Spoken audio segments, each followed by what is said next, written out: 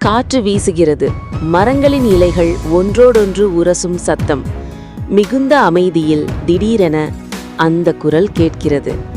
அது வேதாளத்தின் குரல். பழமையான காலத்தில் விக்ரமாதித்தன் என்ற மன்னன் இருந்தார். அவர் தன் தைரியம், புத்திசாலித்தனம், நியாயத்திற்காக புகழ் பெற்றவர். ஒரு நாள் ஒரு யோகி அவரை சந்தித்து, மன்னா, காட்டினுள்ளே தொங்கிக் கொண்டிருக்கும் ஒரு வேதாளத்தை பிடித்து கொண்டு வாருங்கள் என்றார். மன்னன் குதிரையில் ஏறி இருளின் ஆழத்தில் அந்த காடு நோக்கி சென்றார். அங்கிருந்தது ஒரு மரத்தின் கிளையில் தலைகீழாக தொங்கிய ஒரு அசிங்கமான உருவம். அதுவே வேதாளம். மன்னன் அதை தோளில் சுமந்து நடக்கத் தொடங்கினார்.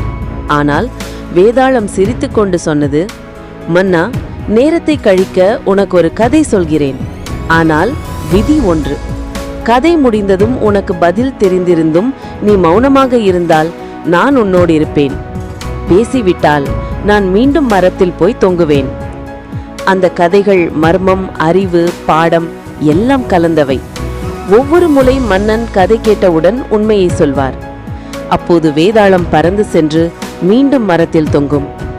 மன்னன் மீண்டும் சென்று அதை பிடித்து கொண்டு வந்தார். இப்படி இரவு பிற இரவு, கதை பிற கதை.